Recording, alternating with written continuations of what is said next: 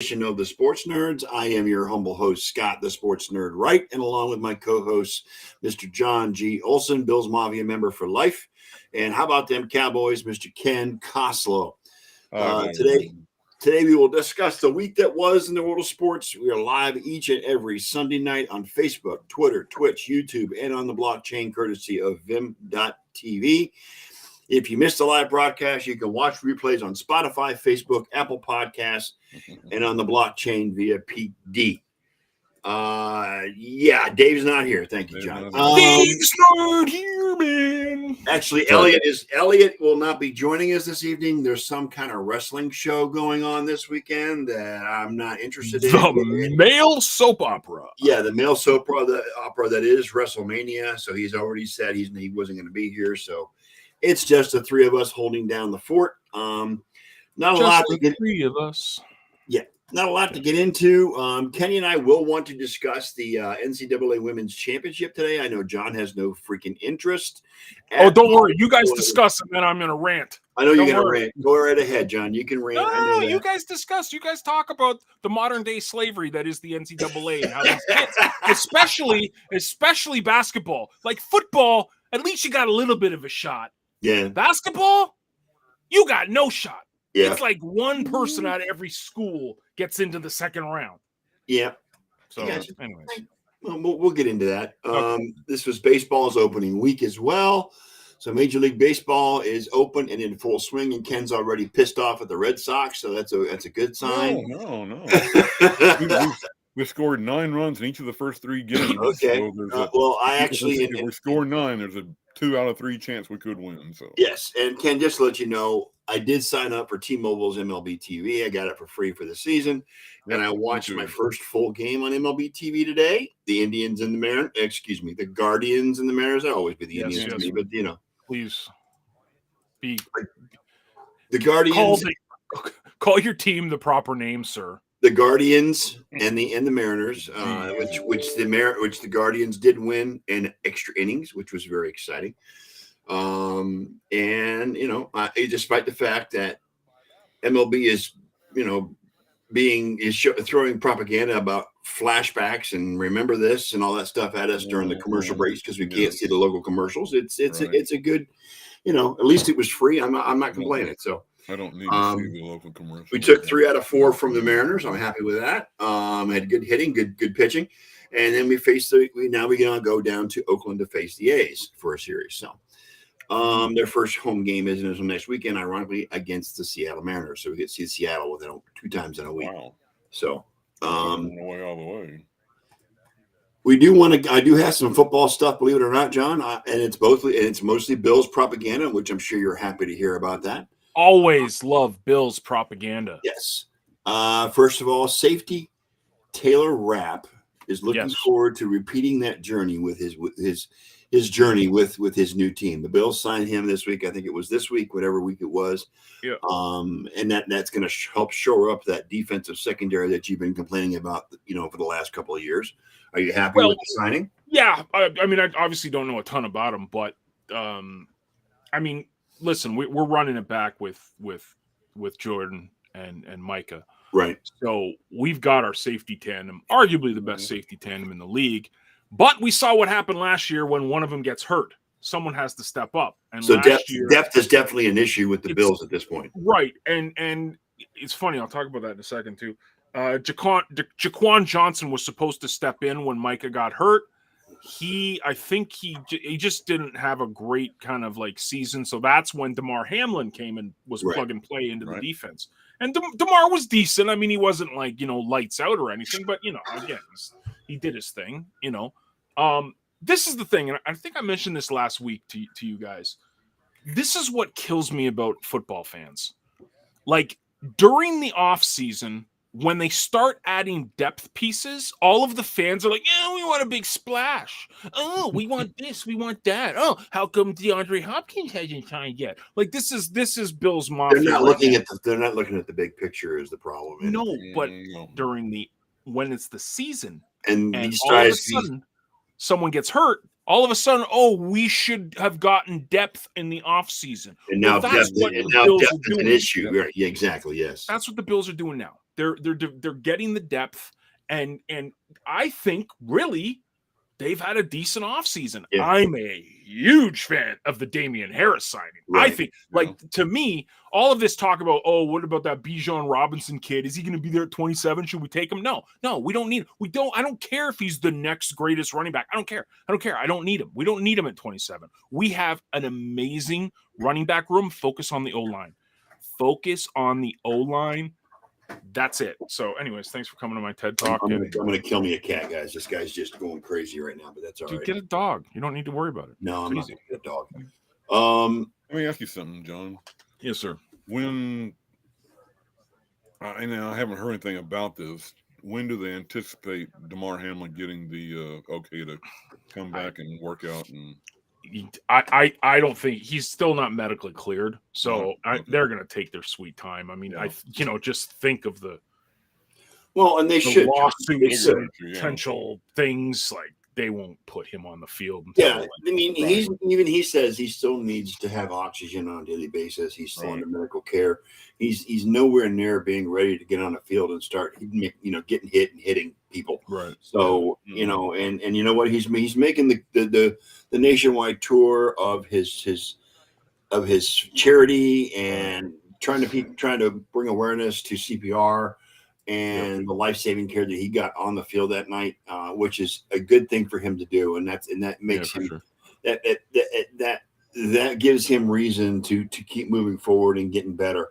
And whenever he's ready to come back and the doctors clear him, that's when he's going to come back, and it won't be a moment sooner. And I think the Bills are taking a really great approach towards it, and the fact that they're going to think more of him personally and health-wise, as opposed to their needs on the field, which is why, again, they're going out and getting guys to shore up the depth in the secondary and the defense, which is what they need to do. Whenever Damar Hamlin is ready to come back, the door will be open and he's welcome to come back anytime. So they're not going to rush him back. They're not going to force the issue. They're going to look at his health first before they worry about bringing him back. And this is no shot at Damar, but Damar is a depth piece.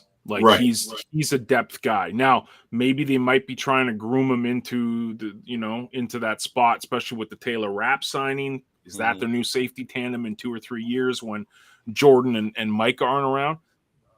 I don't know. This is what's crazy, man. I was listening to a bunch of podcasts this week, and it's all about value in drafting. Mm-hmm. Like, if you think about it, the value of a running back in the first round is way down. Like, it's just not. It's been trending that way for years. Yes, right. Absolutely. And I would say the same thing with linebacker. Linebacker is right. And in fact, there's a couple of guys out of Cleveland that I listen to, Nick Carnes and what is the other guy's name? Hang on a second. Bear with me here just a minute. Pete Smith out of Cleveland that talk about this, that the fact that linebacker is not as an important position as it used to be in the past. It's not, right. They're used more as a run stopper now than they do anything else. Yeah. And they're not as high value. If you get a mid-range or a decent linebacker to put in a spot, whether it's left, middle, or right, it doesn't matter. You're fine. Linebacker is not as crucial a position player as it used to be in the past. I think the prime spots in draft. I mean, you're always looking for like an edge rusher. You're always looking for O-line. I mean, quarterback is one thing. I mean, that's obviously a whole other ball game. But wide receivers, massive stock increase, right? It's become a passing league, which is just like we talked about last week in the CFL. So. Yeah, right. Yeah. So I mean, this is why it's like when we're sitting at 27 and it's our turn and we're on the clock. To me, it's just like, dude, just a no-brainer. Don't overthink this. Yeah, Clark makes a good point. Clark makes a good big safeties who can run, take the place of a linebacker. Yes, exactly. Absolutely. I mean, look at Jordan Poyer and Micah Hyde. They're like, well, more so Jordan Poyer, not so much Micah. Micah's more of a, he plays the field and stuff. But that's the whole Troy Polamalu thing. Like, you know what I mean? Like the way he played the game, like he didn't sit back. No, he rushed. He was a fast dude. How many times have we seen Troy Polamalu jump the offensive line to get into the backfield, just as they're snapping the football. Quite a few. Yes. Yeah, man. Yeah, it was exciting. I remember watching him play, and I it hated was that like, guy so bad when he was playing with the Steelers. dude, I hated it you so had your eye on him all the time because he Yeah. would make You those had to, crazy yeah. plays where he'd Yeah. just be flying, Yes. and it was great, and I loved it. So yeah, I agree with Clarky. I mean, the big safeties, they're taking the place of it. You need I don't want to say this because it's belittling these guys who are obviously much better athletes than I'll ever be in my life, but or any of us for that matter. right, Yeah. but these type of positions, running back, linebacker, are kind of plug and play. Yeah. Like, find the guys that can play to the system, True. and they'll excel Yeah. as long as they do the fundamental things right. So that's what kills me. It's like I want the Bills to not overthink this. Like, Right. look for the best O lineman. If you don't like, trade back. Just trade back, get some second rounds and third rounds, day 2 picks. Let me throw a little bit of history in there right quick. Back when I was in school, we had a position on defense that we called bandit. And bandit was pretty much a hybrid strong safety and outside linebacker. Now, he more or less what it was what Brian Urlacher played in college at New Mexico. He covered a little bit, the tight ends and everything, but he also was a rush end if he needed to be. He came in, and I think you may start seeing a lot more of those in the next few years. The hybrid, strong safety, outside linebacker, like you're saying right here, safeties who can come in and rush in. Larry Wilson was the guy who pretty much invented the safety blitz, and he was not overly fast, but he got into the backfield and disrupted quite a few plays, and he ended up paying for it, of course, in later years. But and I'm very concerned about the future health of Troy Polamalu too, because he took quite a few concussions in his playing day also. Well, even back in our day, Kenny, the guys like Ronnie Lott, exactly, John Lynch, mm-hmm. those guys were they were in coverage and they rushed the quarterback at the same time, so they were in that mold as well. I mean, this goes back. I mean, with Ronnie Lott, it goes back to the mid '80s. I mean, that's when Ronnie Lott was in his prime, for goodness sake. So, who was the safety on Arizona that was crazy? I mean, he led with his head quite a bit and knocked himself out quite a bit. Well, that's not Pat Tillman. Pat Tillman was a linebacker, right? No, Pat Tillman's a linebacker. He played on the same defense as Pat Tillman, but what was that guy's name? I don't remember. Chuck Cecil. Chuck Cecil. Okay. Yeah, Chuck Cecil, and bless his heart, he may be suffering some CTE problems now. I don't know. I haven't seen or anything heard about him a long time, but he was quite a disruptor on defense at safety also. So yes, Micah is a linebacker, but he's also an edge rusher. Yeah, he's the fastest linebacker we've had in ages, and he's actually the quarterback of that defense at this point. Yes, he is. He without a doubt. Oh, well, so's like Von Miller. Yeah, he is a linebacker. Yeah, I think Von Miller, since he was in high school, Von Miller absolutely was a one-man tornado on defense. I just keep remembering that Super Bowl, man, when he sacked when he strip sacked Cam. Right. Like, it was just, you couldn't stop him, man. You couldn't stop that guy. It was great. One other thing I wanted to bring up about the Bills. Jim Kelly made some press this week. Your old quarterback, saying he knows what it's like having a quality supporting cast. Mm-hmm. He believes that current Buffalo quarterback Josh Allen needs a bit of help around him, and this goes back to the discussion we've had about this the last 2 weeks. And he says, particularly in the running game. So when Jim Kelly is coming out and telling you, "Hey, you need to shore up your running game," you need to shore up your running game. I mean, he played with one of the greatest running backs of all time in Thurman Thomas back in the day. So, I mean, I think he knows what it takes. to win. I mean, he went to 4 straight Super Bowls. Losing, nonetheless, doesn't matter. That team went to 4 straight Super Bowls in the early 90s, and you cannot discount that at all. This, to me, again, this is the don't overthink this. Right. O-line. Mm-hmm. Yeah. And if the O-line guy that you want at 27 is not there, trade back. Don't overthink it. Don't get cute. Don't pick luxury.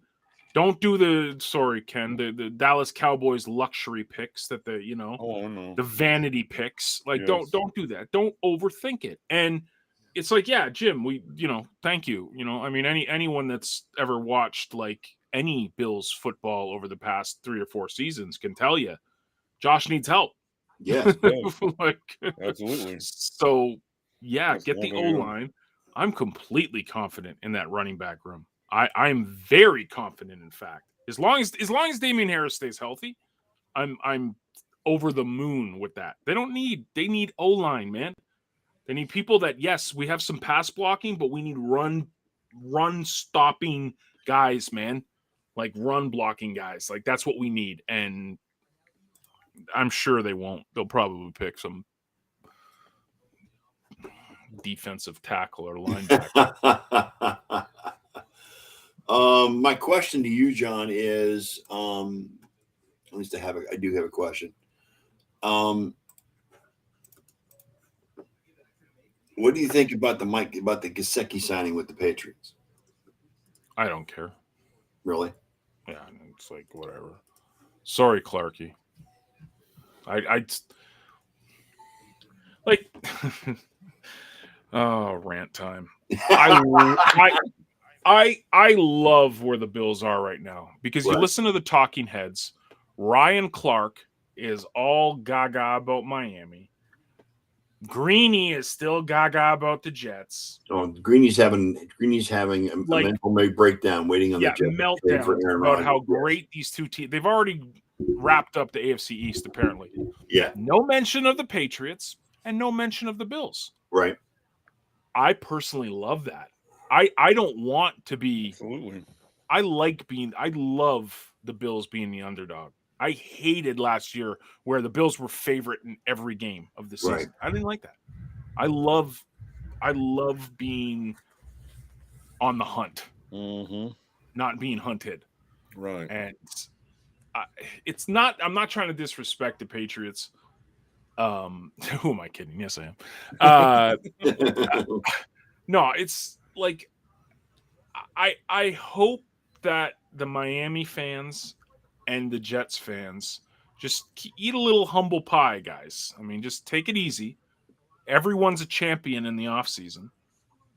See what happens. Well, the ownership meetings are this week as well, and Belichick was asked the question: what should the fans? Something about the fact of what are the fans looking forward to now, moving forward? And Belichick took a long time. He was quiet, didn't say anything, and he said, "The last 25 years."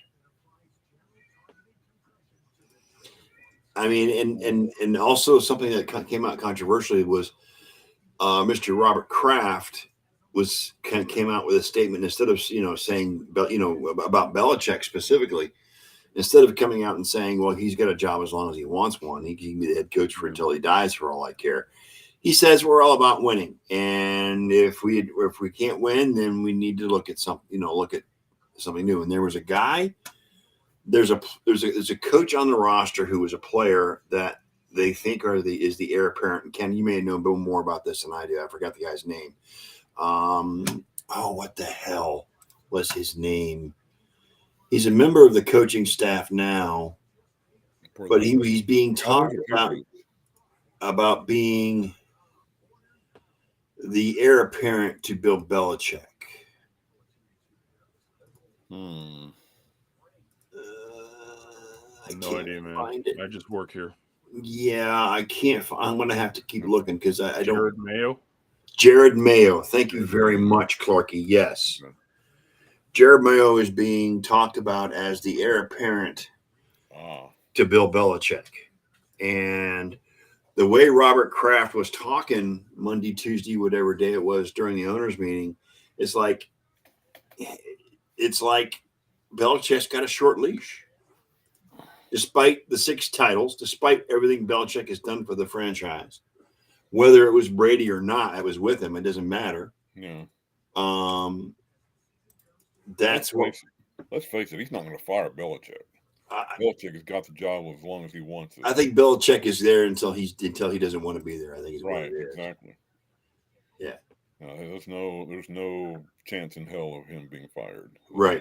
Not an option.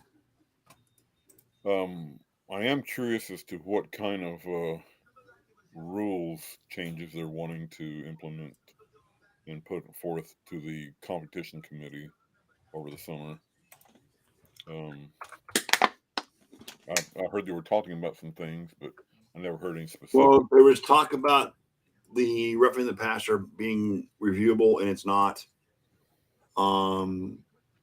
There was some talk about the NFL maybe adopting some of the XFL kickoff situation, how they handle their kickoff. I think there were things that were adopted, but I don't know exactly what was adopted. I don't remember. I don't remember for some reason. Can I have a short tangent? Yes. I watched the XFL Friday night. It was Seattle and Arlington. This is week 6. Yeah, something like that. Week 6. I was really and truly hoping the quality of play would improve week by week. It has not. In fact, it is almost unwatchable now. Really? The receivers cannot catch a cold. I saw Stoops literally, dressing down one of the receivers that made, I'm not going to say he made a half-assed attempt at catching the ball, but it was one that I could have made back in the day. The quality, not now, but back in the day, right? Yeah, back in the day, yes. And I can make a better effort at it today too. But, it's really, I mean, it's disappointing to say the least. I don't like the touchdown conversions. What I mean, the 1, 2, and 3. 1, 2, and 3. Yeah. Just kick the damn ball from the 10-yard line and let's get on with it. I don't really have a problem with the new kickoff idea. I mean, anything that bolsters safety in the NFL or in football in general, I'm all for. But like I said, the quality of play just has not improved.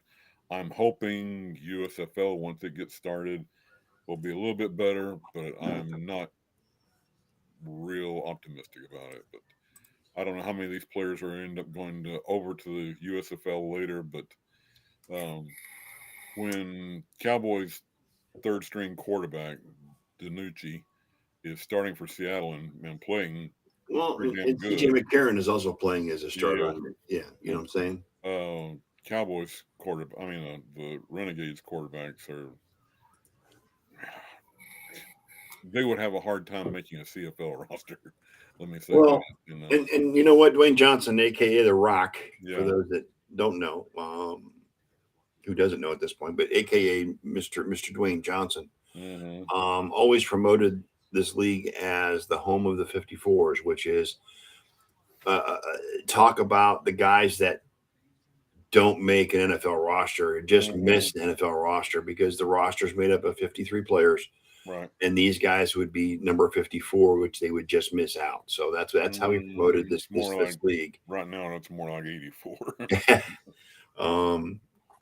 But I mean, it's the first year, so we'll see where it goes from here. Yeah, you know, and to be honest, that guy's got enough financial backing where he can carry the league for a few years. Yeah. You know what I'm saying? So that's not a problem. But I don't know why he doesn't look at the CFL. Like first of all, his dad played in the CFL. Rocky Johnson.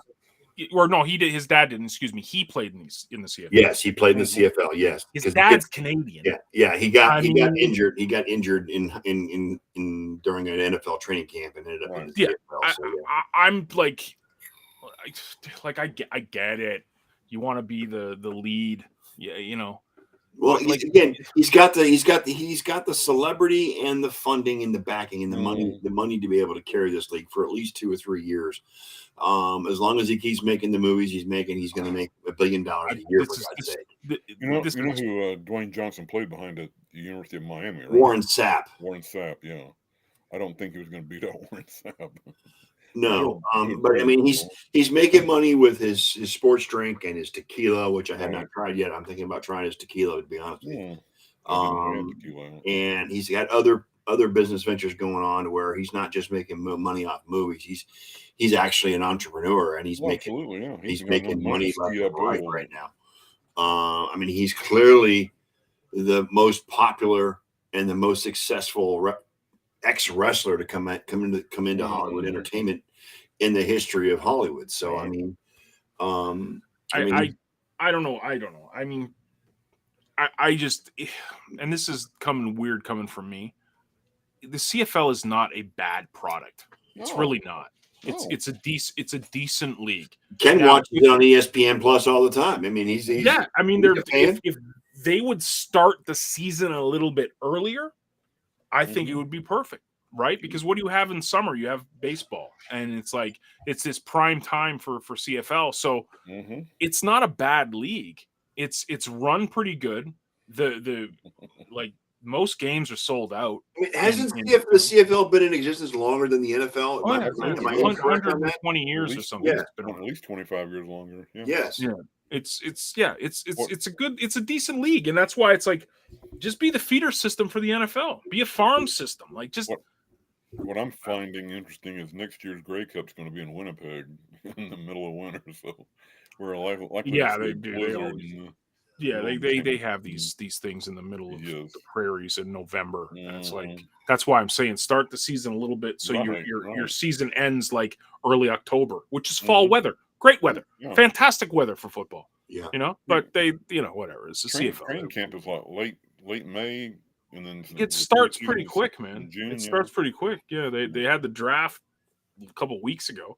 So it's not bad. It's not bad. If you love the air attack, it's fantastic. The guys in the CFL can catch balls. They can catch a lot of balls thrown at them. Oh, and you got guys like Doug Flutie and Warren Moon that came out of the CFL. Right.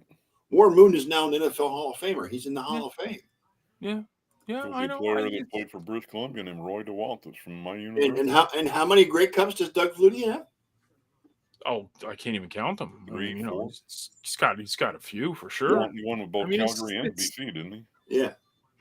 I don't get it. Man. I mean, anyways, it's not like the CFL doesn't have quality players. It's just it's in Canada and it's not the NFL. Therefore, they don't get the press. Right. And they tried to do the Baltimore, the Shreveport, the Vegas. Right. They tried to expand the CFL into the US and it didn't work out. Don't do that. Just keep it in Canada. I mean, maybe some northern states would like it, maybe Montana, Minnesota. Yeah, something like that. Like it doesn't have an NFL team, when you get North Dakota State in Division 3, Division 2 or 3, whatever it is the most popular team in the state.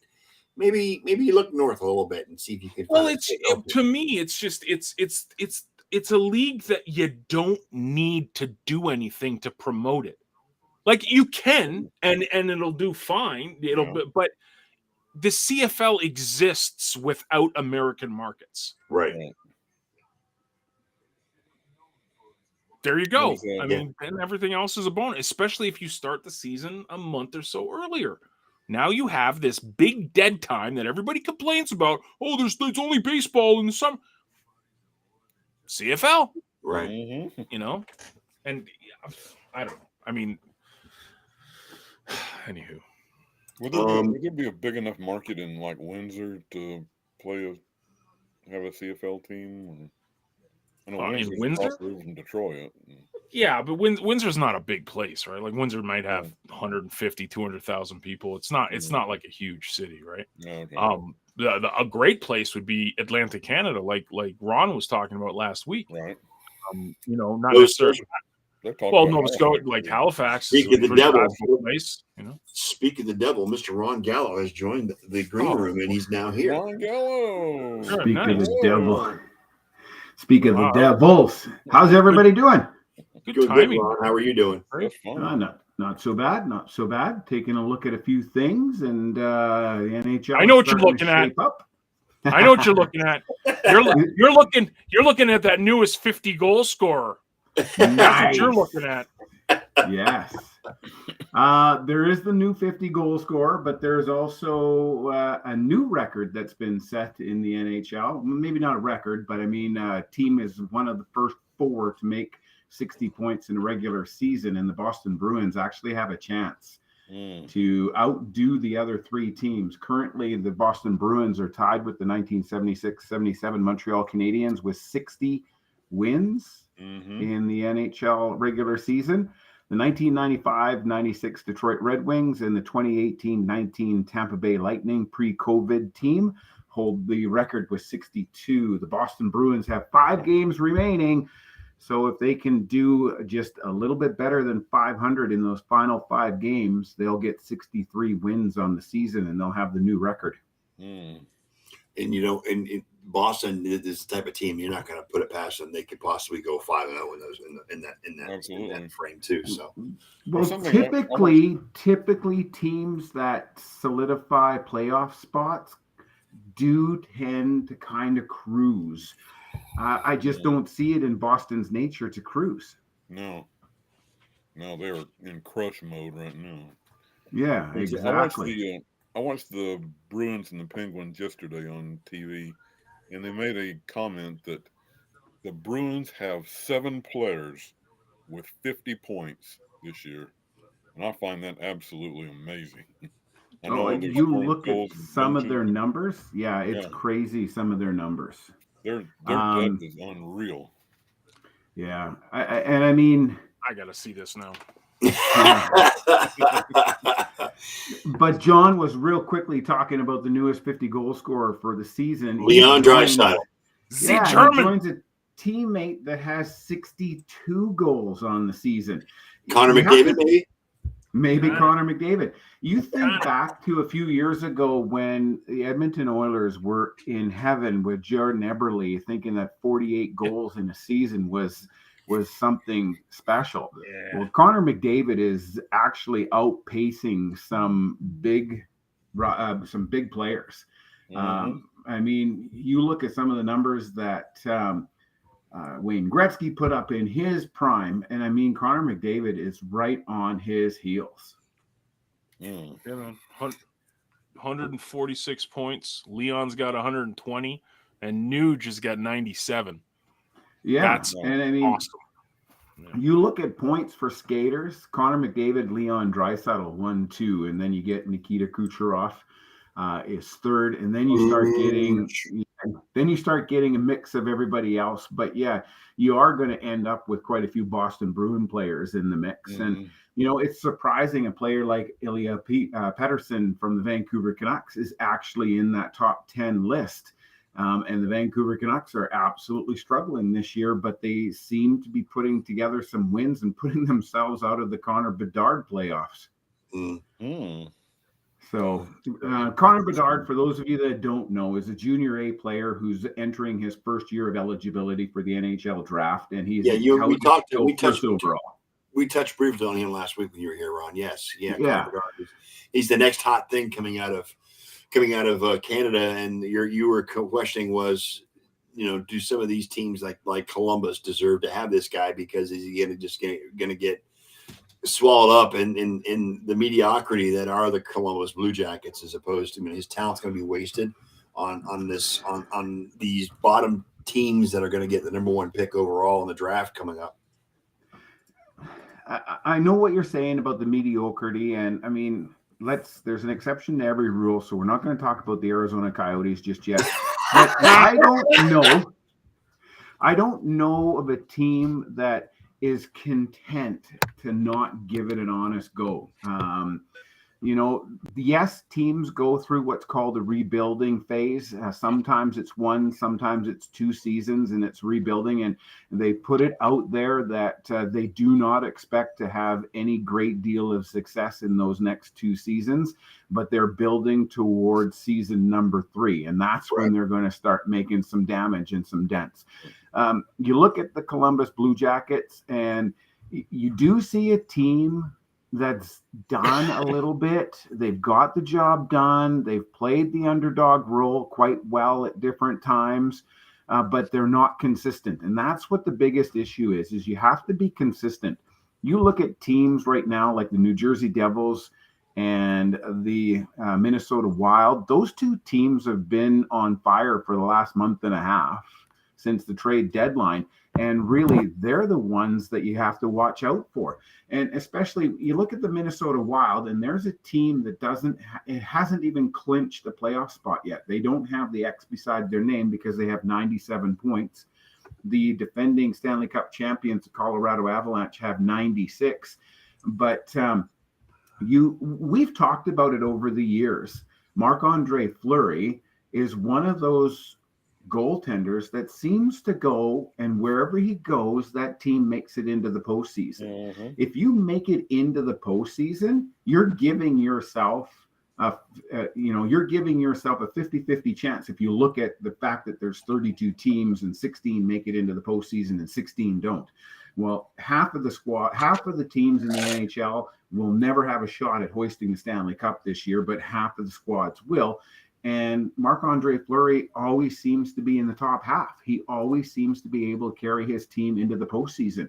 You look at what he did with the Vegas Golden Knights. Now, they didn't win. They lost to the Tampa Bay Lightning. But the Vegas Golden Knights were never supposed to make it to the postseason in their first year. No. Is he a Hall of Famer in your eyes, Ron? Oh, 100%. Absolutely. Yeah, no, 100%. There's perhaps no question. That's probably a first ballot Hall of Famer. I would go along with that. I do have a question, and it's a little bit of I'm not going to say concern, but they talked about this yesterday in the broadcast. The Pittsburgh Penguins have made the playoffs each of the last 16 years. Oh my God! It's the longest current playoff streak in all of sports in the North. And how many cups have they won in those 16 years? 2, 3, 3, 2 or 3, 3. Mm-hmm. 3. It's not a bad percentage. It's 30. It's not bad. Could the unthinkable happen and that streak come to an end this year, you think? They're doing everything to make sure it doesn't happen. Let's take a look at the wild card race in the East. We've already talked about the Boston Bruins. They've sewn up the President's Trophy. They know they're going to finish first in the Atlantic. They know they're going to finish first in the East. They know they're going to finish first in the NHL overall. Right. So they've got home ice until somebody takes it away from them by ousting them out of the playoffs.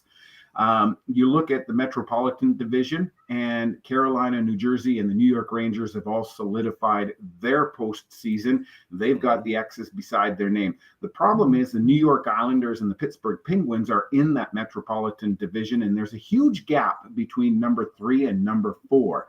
Number 3 team is 101, New York Rangers, New York Islanders, 87. Right. Okay, so we're talking 14-point differential, and 3 points back of them is the Pittsburgh Penguins.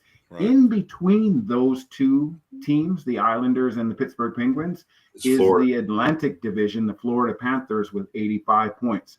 So Pittsburgh only needs to catch 1 team. They'd love to catch the New York Islanders to guarantee themselves an opportunity to be in that wild card position. Yeah. But they only need to catch the Florida Panthers, and they're only 1 point back. Yeah, I mean, only the first 2 teams make the wild card. Is that right? But outside the division, the top 3 in the divisions, right? Yeah. So the way that it works is you've got the teams in the Metropolitan, you got the teams in the Atlantic. This is in the East only for right now. Right. So the top 3 teams from the Metropolitan and the top 3 teams from the Atlantic Division are in. Yeah, they all clinched. Tampa Bay was, I think, the last one to clinch, and they clinched the other night with a 5-0 win against the Islanders or whatever it was. I think it was the Islanders they beat. Yeah, they've clinched, and they've got 5 games remaining.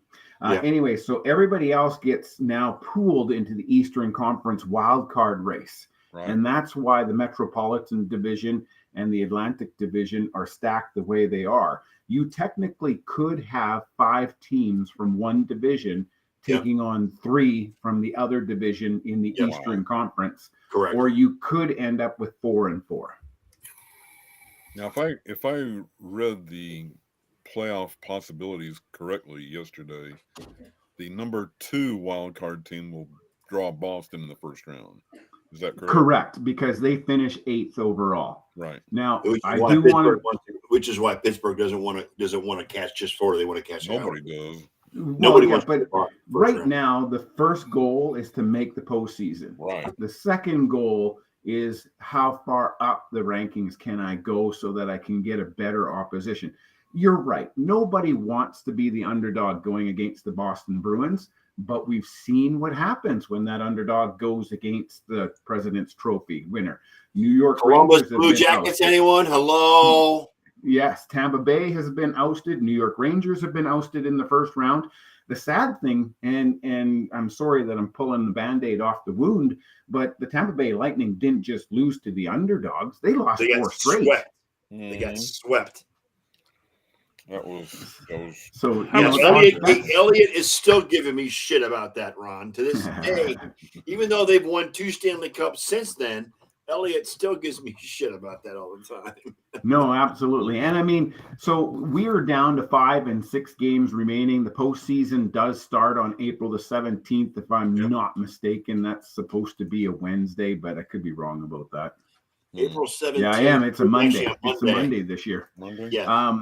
So anyways, which is odd. They usually started a couple days into the week so that you can still get that Saturday revenue for most of the teams, because Saturday is always the big draw game. Anyways, irregardless, most teams have 5 games remaining. A handful have 6, and even fewer have 7 games remaining. Off the top of my head, the Seattle Kraken have 7 games remaining. I think they're the only ones. Might be a couple of others actually over in the East that I'm not following closely enough. In fact, actually, I'm just looking. Carolina Hurricanes still have 7 games remaining. That's a lot of games remaining for the last 2 weeks of the regular season, but it's a game every 2 nights. Where I was going with this, I wanted to move over to the West a little bit. The Vegas Golden Knights, you remember their first year, of course, this was the Cinderella team. A couple of seasons later, they had their problems, and they kind of threw Marc-Andre Fleury to the curb. They had their run-in with Robin Lehner in goal. They had other players that they just seemed to it almost seemed like they weren't bringing in the wagers that they were supposed to be. And I'm using Vegas terms here, but they just weren't bringing in the clout that they were expected to. So they got rid of them. So Vegas was actually last season. Vegas was a little bit of the laughing stock of the league because they were treating their players so harshly. This year, the team has kind of gelled and they've kind of come back together, and they've kind of flown under the radar. It's just lately that you're kind of hearing more about the Vegas Golden Knights in the nightly highlight package. You weren't hearing about them very often through the regular season, and that was because of the spillover from the bad blood from the previous season. But here they are with 101 points in 76 games. Right. And they have locked off a playoff spot along with the Edmonton Oilers in the Pacific Division, but the Central Division is still completely wide open. I mentioned Minnesota 97 points, Colorado 96, Dallas 96. There's a couple of other teams over in the West there in that Central Division. The Winnipeg Jets a little farther back, 87. And nobody has clinched a playoff spot in that division. No. Not in the Central Division. No, not in the Central Division. In fact, in the Western Conference, only 2 teams have solidified anything. Yeah. That's it. So out of 16 teams, only 2 teams have solidified a playoff spot. So it's anybody's game out West. I don't think the Vancouver Canucks are ever going to make it in, but you look at the St. Louis Blues, 77 points. They've got 5 games remaining. They can finish with 87. That would put them in a tie with the Winnipeg Jets. So the St. Louis Blues are perhaps the last team. They're on the outside looking in. but you've got Nashville, you've got Calgary, you've got Winnipeg, you have Seattle that are all vying and within 6 points, within 3 games of each other of getting that wild card spot. But interestingly enough, you've got the Seattle Kraken who have an opportunity to bounce out perhaps one other team in the Pacific Division with the Los Angeles Kings, and then you have the Winnipeg Jets that would have to, go on an absolute tear for their last 6 games of the season. As long as the Calgary Flames don't make it, I'm happy. I don't. Amen to that, brother. Hey, I caught some of the game the other night, Friday night against the Vancouver Canucks, and absolutely brutal call. 4 minutes remaining in the third period. I already talked about Elias Pettersson and how he's leading the Vancouver Canucks with points. Anyways, he's in there and he's going for a puck, and the Calgary defenseman lifted Elias Pettersson's stick with his own, and the stick ended up clipping him in the face. Pettersson got a penalty. Calgary goes on to score on the power play and ties up the game and then wins it in overtime. Absolutely brutal call. Mm. Oh my God. You've got a bunch of Calgary haters on this show, Ron. Why would you hate Calgary? Because I'll tell you why. The 2004 Stanley Cup. Yes. You guys won. I know, but I still hate Calgary ever since. I've hated Calgary since that. Well, I just think they're a bunch of fair weather fans. That's that too, but they very much can be. Oh yeah. See, this is the thing. I will always respect Montreal fans. I will always respect Toronto fans. I'll always respect Edmonton fans. These franchises, doesn't matter if they're winning or losing, the barns are packed. Yes.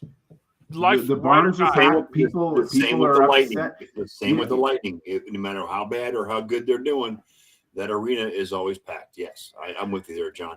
Calgary, it's a fair weather fan. It's like the Bucks or the Rays down here. They're fair weather fans. They only show up when their team is winning.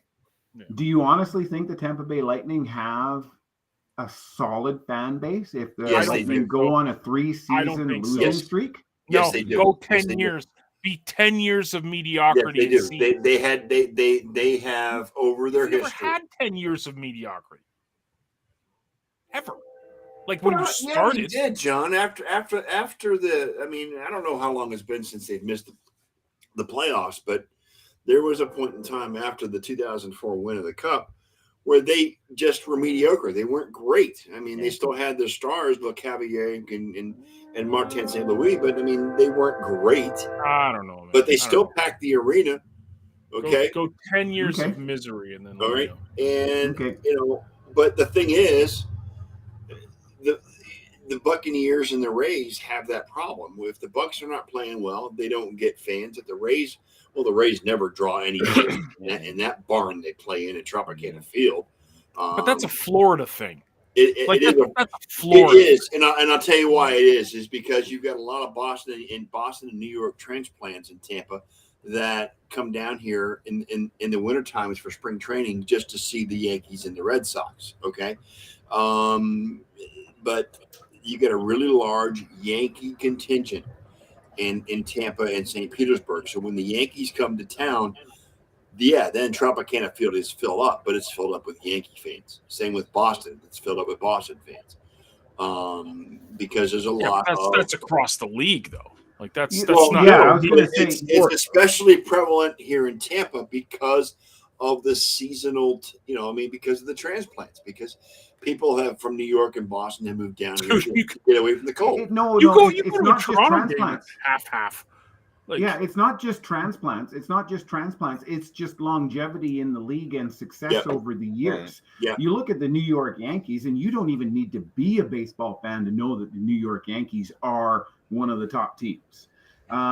Going back to the NHL, one of the best things is when you see a team that's the road team showing up, and half the fans that are in the building are wearing that team's colors. And Montreal is very good for doing that. The Montreal Canadiens fans down here in Tampa. 100%.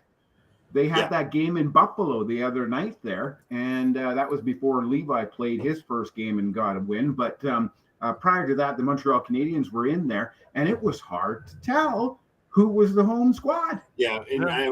I've always pined on the fact that when the Canadians come to town to play the Lightning, there is a very strong contingent of French Canadians in the building, and I get crazy.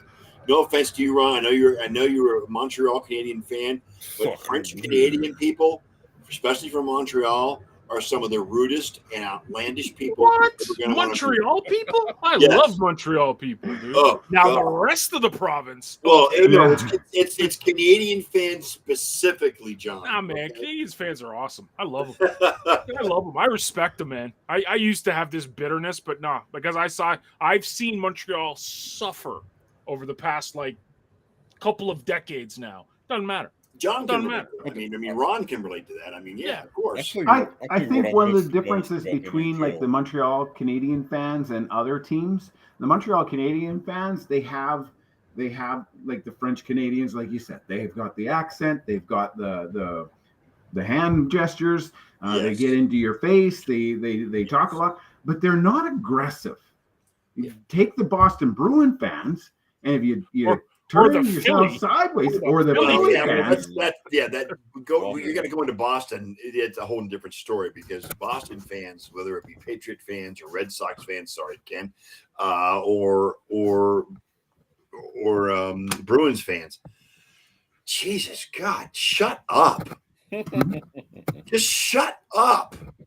well, I you know, mean, they If you think they're Boston fans entitled, were- Ron. Boston They fans really were do. obnoxious Before, wait till they lift the cup this year. Yeah, I mean, Yeah. come on. I mean, Patriots fans are the most. I'm sorry, Clarky, but some of the most annoying people on the planet because they think they're entitled. John, but in their I'm defense, not gonna get into the they've conversation. earned it I'm with sorry. all of the wins. They've I earned love it you, with all of the Clarky. I'm wins. sorry, but it's just an Oh, opportunity. wicked pisser. Wicked piss. I mean, Wicked pisser. I mean, Red Sox fans. I mean, God. I mean, Ken, you're not in that. I'm not bundling you into that bunch, but some of those Red Sox fans, I mean, God. I mean, geez. You finally got 3 World Series championships after 80 years of Futility. futility. 4, excuse me. Okay, 4. From the 2000s until now. After going 80 years without winning a goddamn thing because of the curse of the Bambino, and now they think they deserve it every year. Well, no, you don't. You gotta win. Envy is green. Go Celtic. Go Celtics. I love it, Clark. The Celtics. Jesus Christ. I love it, Clark. That's awesome. Good for you. I'll tell you something, Ron. There's one thing that I have missed about the NHL, and that's the rivalry between Montreal and Quebec. I want Quebec to get another team because that was awesome. Move the Arizona to franchise to Quebec. Dude, you guys might have missed it. But there was an April Fool's joke yesterday. The NHL that they were going to Houston. Yes, I did. They're going to Houston, and I'm just like, oh my God! And then I'm like, wait a sec, it's April 1st. It's April Fool's Day. Yes. But yeah, no, I mean, we've kind of talked about that, and I mean, there's definitely locations on the map in North America and between the United States and Canada where a franchise could be lucrative. I mean, a lot of people kind of question Vegas, a lot of people question Seattle, but both of those markets have proven to be why successful. Why didn't they bring back the Whalers? Why didn't they bring back the Nordiques? I mean, come on, those cities have already proved that they could be a very solid place to put an NHL team. I'm serious. It's going to be hard to put another team in Hartford. I'll say that just because of the Bruins, because of the congestion, of the congestion there. But Bruins, the Islanders, and Nordiques, Rangers, right? Yeah. Gone, I think. The Quebec Nordiques, absolutely. And the other thing that Carolina does to kind of appease the Hartford Whaler fans is they every once in a while they don that third jersey, which is the Hartford Whaler jersey. On, yes, right. They did it last week.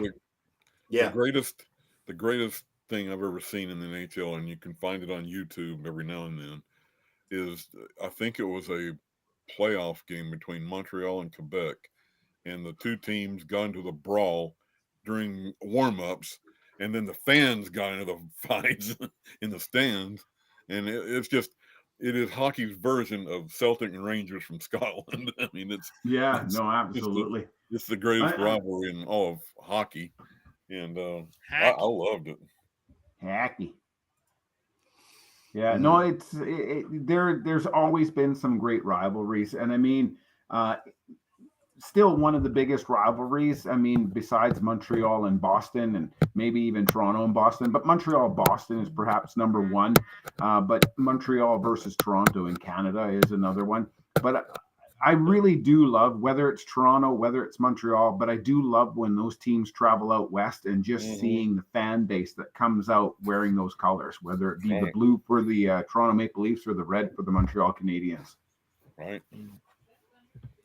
Yeah, I mean, the Oilers went down to Arizona last week or 2 weeks ago. It was last week. And all the announcers on the Oilers broadcast were saying it was 70 to 80% Oilers fans. Oh, yeah. Well, in the 3,000 seat arena, that's yes. Yeah, I mean, you could obviously. They said that they could really feel it because it's such a small place, but right. It was dude, when the Oilers scored, it was like ballistic in there. So I'll be honest with you, I never really understood why they went to Arizona in the first place.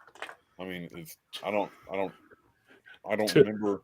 I don't want to blame Bettman, but at the same token, what Bettman was trying to do was he was trying to generate markets. Yeah. And you're right. I mean, why do you put a team in Arizona? Arizona it's too hot. But they were looking at it as, California had success with teams, Florida had success with teams. Why not Arizona? Well, because Arizona isn't a hockey state; it's a basketball and football state. That's right. Right. But the argument could be made about Texas as well, and they still moved the Minnesota North Stars to Dallas. Yeah. Well, yeah, but Dallas has a good. I mean, the Stars have a good following in Dallas. Yeah, we had the Dallas market had the Chicago Blackhawks minor league affiliate for years. Fort Worth was the Detroit Red Wings affiliate for years, and Fort Worth and Dallas had a fantastic rivalry. I mean, it was a turnpike rivalry, and there was both places were filled every night, and you could believe it. There was a big police presence at both sites because there were fights everywhere. Yeah, and so Dallas had the market to begin with. What got me into hockey was, I mean, is actually a minor league team in Orlando called the Orlando Solar Bears. Right. And when I was living in Daytona in 97, 98, I went to a Solar Bears game, and the place was packed. This is Orlando Arena. Before the Amway Center in Orlando, there was the Orlando Arena, and the arena was packed. I mean, it was a minor league hockey game, but the place was freaking packed. And it was exciting hockey, which would explain the success of the Lightning and maybe even in the Florida Panthers. So I mean, AHL, isn't it? American Hockey League. Yeah, AHL. Yeah, I mean they're a minor league affiliate, but the Solar Bears are very popular in Orlando, and it fed into the popularity of the Lightning and the Panthers in Miami. So minor league hockey has a lot to do with the popularity of the NHL and how well it will do in one specific area. It really does.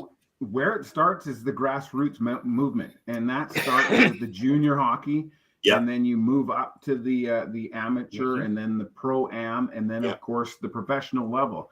But if you don't have that base, then you have nothing to build on.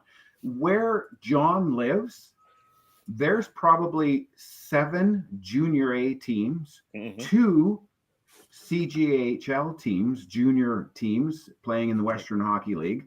And then, of course, you've got the NHL Edmonton Oilers that have been there for forever. But what you have is you have this feeder system that just keeps growing and growing, and it just gets bigger and bigger and gets stronger and stronger. And then the NHL teams bring those other teams in, and they have special events for them. And you've got to have that grassroots movement. And if you don't have that base, that lower level base to build on, it's never going to happen. Now, I will say this, since the Arizona Coyotes have been between being in Tempe and being in being in the different areas that they've been in Phoenix and Arizona, there have been players that have come out of that area, that have come out and started playing in the NHL, and they're there now. But the problem is that there was nowhere for them to play when they were growing up, learning the game. They had to go elsewhere, and that's what's missing. That's That's what's missing. You don't have the hockey in the local media. You don't have mom and dad jumping up and down, screaming about his little Johnny going up and down the ice, right? Go, little Johnny. You don't have those opportunities. And that's what I was worried about with Carolina. That's what I was worried about with Columbus, because, of course, those you talk about basketball and football. That's the heartland. It's not a hockey hotbed. Yeah. All right, well, guys, it's 8:30. We're going to call it a night.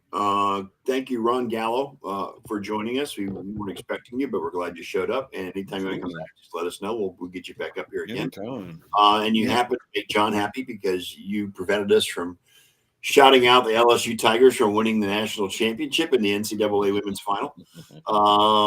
We didn't talk about that. But with this week, this is my normal week off for the first part of the year. The Masters from Augusta, Georgia, will be this week. My favorite tournament every year, and I take the week off. We will have Masters Propaganda next week, whether John likes it or not. And shout out to Eliot, who's again watching some wrestling show that apparently is on tonight. I don't know what it is. Eliot. And hey, quick shout out to Corey Connors, a Canadian golfer who won the Valero Open. He won the Valero Open today. Yes, congratulations to him. Ricky Fowler failed to make the Masters field once again for like the third year in a row. I'm upset about that. I want to see Rick make it, but that's okay. But Ron, thanks for showing up. And on behalf of my co-host, Mr. Ken Go Cowboys, Koslow, Bills Mafia lifetime member, Mr. John G. Olson, and lifetime Canadians fan, Mr. Ron Gallo, thank you all for joining us this week. We will be here again next Sunday night at 7:30 p.m. We are the Sports Nerds. And since we have no outro, I'm just going to say have a great week. We'll see you next week. And we are out.